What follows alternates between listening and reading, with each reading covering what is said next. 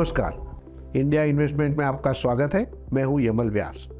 Dividend किसी भी share market के निवेशक के लिए वो डिविडेंड एक अच्छी आमदनी का साधन है, लेकिन डिविडेंड यील्ड जो है वो अच्छा डिविडेंड यील्ड मिले उसके कारण बहुत लोग बाजार में इन्वेस्ट करते हैं। तो यह डिविडेंड यील्ड में क्या ध्यान रखना चाहिए वो मैं आपको शॉर्ट में बताता।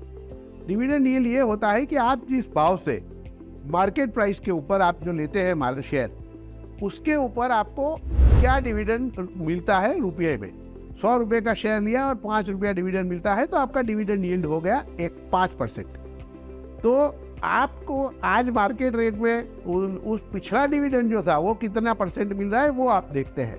उसमें दो चीज़ें ध्यान रखने जैसी है कि ये डिविडेंड जो है वो पिछले साल का होता है, उसके ऊपर कैलकुलेट किया जाता है। आगे जाकर के कंपनी इतना ही डिविडेंड देगी, इससे ज़्यादा देगी या कम देगी वो हम नहीं जानते, इसलिए वो आपको उसके लिए आपको कंपनी की बैलेंस शीट, कंपनी के फाइनेंशियल्स का अभ्यास करना पड़ता है।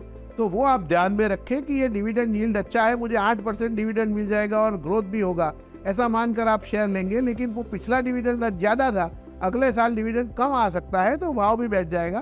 तो इसलिए ये सिर्फ डिविडेंड अच्छा मिलता है, इसलिए आप किसी शेयर में निवेश ना करें। दूसरी बात यह है कि बहुत सारी जो ब्लू चिप कंपनियां कही जाती है, जो टॉप 25, 30, 40 कंपनी है, उसका डिविडेंड यील्ड हमेशा 1 या 2% के अंदर होता है। ज़्यादातर कंपनियों का डिविडेंड यील्ड 1% ही होता है।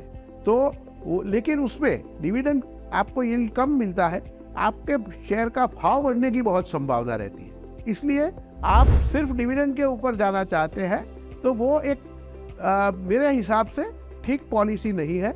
आपको अगर इक्विटी में निवेश करना है तो भाव बढ़ने के बाद आपको प्रॉफिट मिले, उसी के ऊपर ध्यान रखना चाहिए। इसलिए आप डिविडेंड देखकर निवेश करते हैं तो सिर्फ डिविडेंड देखकर निवेश न करें, ये मेरी राय है। आप बहुत सारी और चीज़ें भी देखें और उसके बाद अपना निवेश करने का निर्णय लें।